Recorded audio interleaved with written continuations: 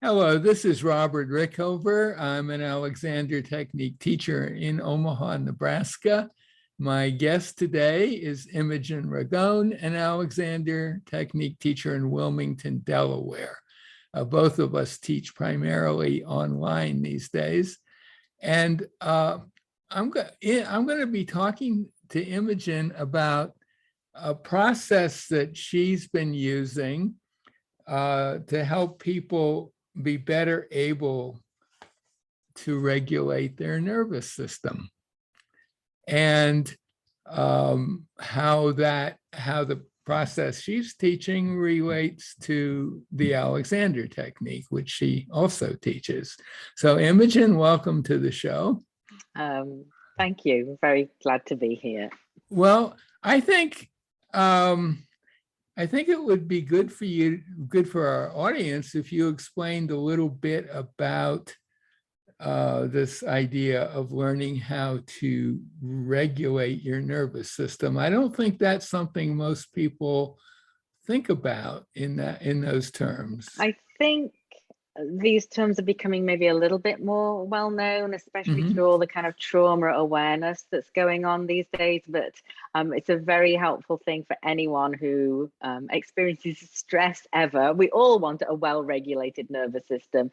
So regulation is the ability to recognize and modify changes to our internal state, or activation level, you might say, to maintain a balanced nervous system. So we can maybe move in and out, but we can come back to a more balanced state more easily. It's always in flux. So okay, and we'll talk more about that in a moment. Yeah. But I think it would also help our viewers and listeners if you give a short description or definition of the Alexander technique. So a very simple way to say what the Alexander technique is that it's a process that helps us move and be in the world with more ease and presence.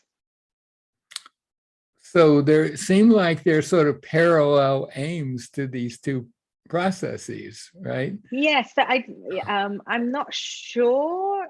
I've never used the word process or process for regulation. But the process of the way I teach Alexander technique, in fact, I think in the way anyone teaches Alexander technique, in the many myriad of different ways it can be taught, is helping people regulate their nervous system, even though it's not being couched in those terms. Well, yeah, I mean, if you think about what that makes sense to me. I mean, if you think about what the Alexander, how people use the Alexander technique, and particularly the idea of Alexander technique self-directions, which are thoughts that you can put out that will improve the quality of your posture and movement, that sort of thing, that you're very much engaging the nervous system in that process. It's it's engaged in everything we do. Yeah, I mean, it is complete, and it requires I would say a certain understanding of how the nervous system works and what affects what and how that all plays out. So it seems to me it wouldn't be surprising that just plain old Alexander teaching might help people. But I'm guessing that, well, here's my other thought, that people who are dealing with trauma may not be at that moment really good at mobilizing their mental processes to use the Alexander technique. So it could be that some additional help might be needed. And I assume that's what you would provide. Well, yes. And the reason I got very interested in seeing my work, to be honest, in these terms of helping people be more regulated, is because of working with a couple of clients who came to me, students who came to me, who were dealing with severe trauma actually, and found the work to be extremely helpful to them. And one in particular, Shay Seaborn, who we're actually collaborating a little bit with some programs now. But she'd always be kind of saying, oh, neuroscience backs this up when we do this. This is because, Right. so it was very exciting to me to see how it helped her and others. And yeah, so that's how I got started with it. But anyone who, especially chronic stress, but I think everyone knows what it's like to be stressed, especially over the last 2.5 years, Mhm. that any tools that we have to help keep us in a better regulated state, that our baseline, I kind of call it our baseline level of ease, but that is more regulated than not, helps us just do everything more easily. Our reasoning is more online, Mhm. Mhm. or our interactions will go better. It's, Mhm. I'm probably preaching to the choir here, but yes, Sure.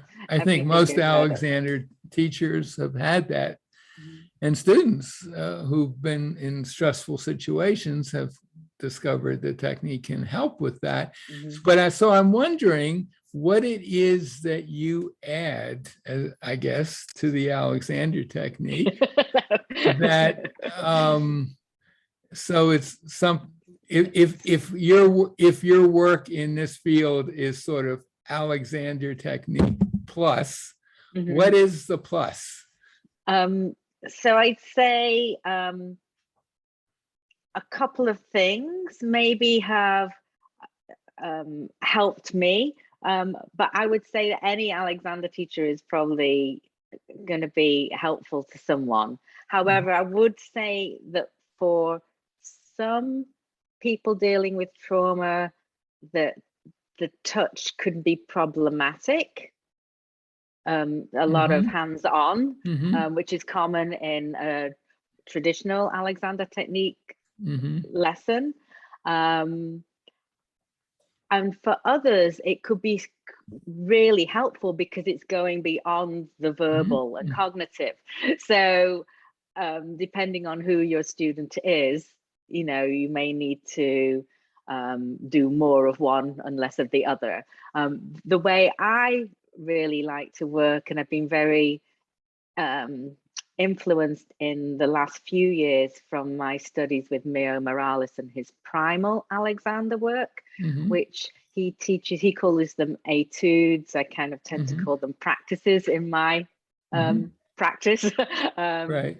But has lots of tools to just help people have little ways to help themselves, which it turns out are calming to the nervous system. And they're little tools that you can bring to bear at any time, in the same way that any direction or self-direction, any Mhm. constructive thought can.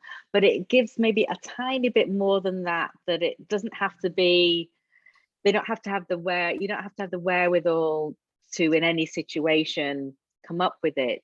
You can have a little way to just practice this outside of any activity or situation you're in. But of Mhm. course, when we have the chance to practice outside of something, it gives us a It's- better ability to then be able to draw on it if you really are in a stressful situation.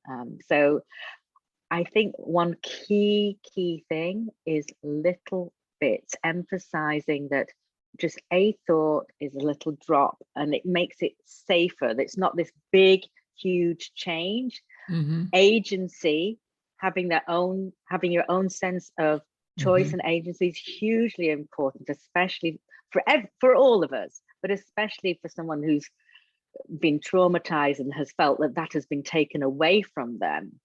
And so that they can bring this thoughts to bear themselves in their own time, in their own way. They don't have to. That's why I like the kind of freedom direction formulation. It's very, very light, and it's just these little tiny drops that can build up and help you feel safer and get a little bit more confident with it. Well, I mean, I guess you could say that about any learning any Alexander technique self-direction, that it's probably going to be, and let's say you are suffering from some kind of trauma. Well, if the trauma is there all the time, I suppose something really simple like the process you described might be a better entry than maybe a classical Alexander technique direction, something along those lines, or just easier to do. We don't really need to. Yes. I mean, I use Mio Morales' the cycle format as a first practice. I've got videos on this, he's got videos on this, other teachers have got videos on this. It's very simple. I've kind of adapted it a little bit, the way I teach it.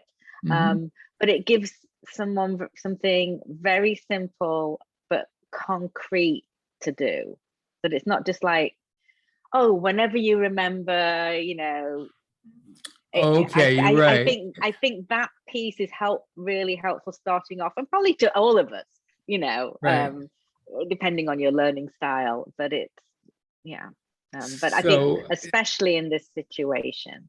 Right. So I mean, my limited experience with it is that you do things like repeating a certain thought, and you would use your fingers and thumb to remind yourself how many times you're doing it. You might want to do it a dozen times, or and while you're going for a walk, or while you're in the car, or who knows, you know. And you can make it shorter or longer depending on your situation or what you can actually tolerate, you know. Yes, and I had probably underestimated the value that it has, this very simple counting to it as well, and I think that's very steady and grounding, and also keeps you something to really kind of come back to the next number. And there is that tactile thing. I mean, you're touching your thumb to your fingers, so there's that. But just to get back to one of the things you said earlier, for some people, touch is very problematical, and for others, it might be crucial. So since we're both teaching online these days, if you have a student or a client who's in the second category where touch would really make a big difference, what do you do in that case? Well, I guess one, that it would be helpful to find an in-person teacher to provide that. That would be the number one thing. And there are ways of using self-touch that can be soothing and helpful. You know, and is that what you would teach that? And I include some of that in some of my with some of my students in some of my classes. So and so do you consider that work the main thing you're doing, or is that a thing you're doing, and you're also working with people more traditional, who come from more traditional reasons, let's say, like they want to play their violin my better? Main focus right now, and I'll have someone come for maybe a more traditional reason, but it turns out everyone's got stress in their life, and that might be part of whatever that pain situation or performance situation might be. It feels like it's really an underlying part of whatever is going on. I do have a little point to make about this idea of a well-regulated nervous system, and part of it is that we can move more easily in and out. That we're not aiming to just be at this one level of ease and be at this kind of, that's not human life. It's not how we function. Some things are more stressful and some things need more energy and something, etc. But what we want is to be able to be able to not get so out of whack either way. So highly kind of activated or really kind of like leading toward depression, that kind of collapsed, withdrawn state. I think most of us recognize that kind of heightened stress response, the fight or flight. And these tools really can help you calm your nervous system. That's down regulating. But sometimes we need to actually get a bit of energy to calm our nervous system. Actually means to come up a little bit. Alexander is brilliant for this in whatever way you learn it.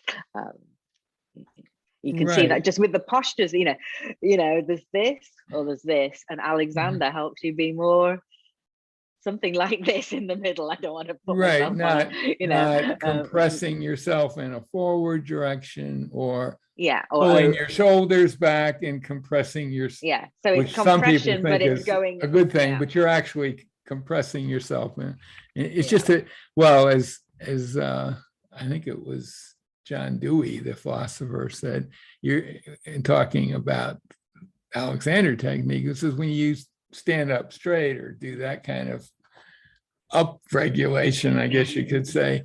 The danger is regulation, but not up regulation, but you got too much of it or whatever. Then he says, well, you're just rearranging tensions from one. And what in an Alexander context, you want somewhere in the middle where you're not pulling yourself forward or backwards, you're just there. And I suppose that would, in self-regulation, that would be whatever is appropriate for what you're doing right now. Exactly. Obviously, the tools that we teach in Alexander technique and what I'm teaching specifically around this idea of regulation are to help people being able to, you might call it self-regulate. They're able to manage their own nervous system to a certain extent. But I also want to point out that our nervous system is not in isolation. It's very also much dependent on our environment and the people that we are interacting with, because there's a term co-regulation. We co-regulate with each other for better or for worse. And I think Alexander technique is brilliant for this because one, it helps you if you're with people who are dysregulated, for instance, in some way.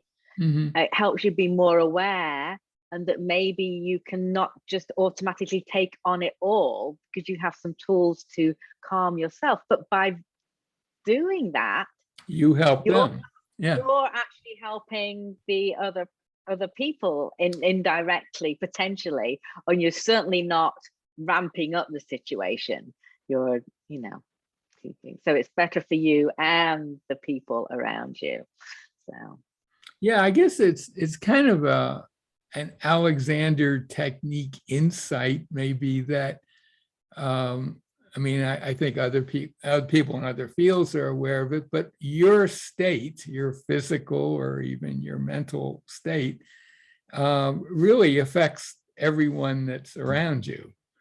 And for good or for better or worse. Your physical and mental state are one. That's, Alexander would say, hey, they're just two sides of the same coin. So, but so.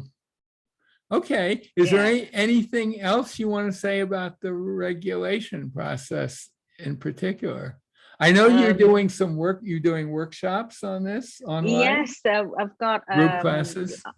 Group classes online. We've got a course we call Foundations of Regulation, starting July, which we're doing a few times a year. It's a 4-week online course. I can give you the information to put in the or would it be on your website? It is on my website. So Yes. I'll Yeah. put a link to your website and they can Excellent. contact you either for Yes. just plain old ordinary Zoom Alexander But- lessons or Or the, take one of your workshops or Mhm. explore. Yeah. Okay, anything So else the you want to add?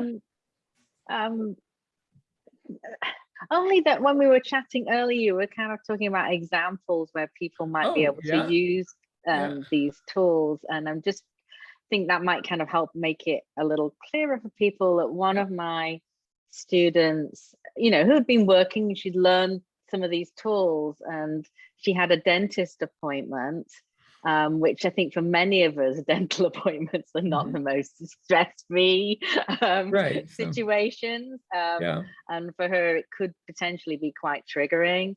And, you know, she used these tools, was able to do her cycle, for instance, you know, while she was receiving her treatment, and it just really turned around that situation for her, for something where she, you know, had to kind of white knuckle it through before, whereas that was not the case. Right. Okay. Yeah. Anything else? I think that's it. That's Check out the information on my website Yeah. if you're interested. Yeah. Okay. Thank you, Robert. Oh, sure. So my guest has been Imogen Ragone, an Alexander Technique teacher in Wilmington, Delaware, but most of her work is maybe all of it is online. And if what we've been talking about intrigues you, kind of go to her website. You can find out when she's doing these workshops, or you could set up an individual lesson with her, whatever. Okay, thank you so much for being on the show. Oh, you're welcome.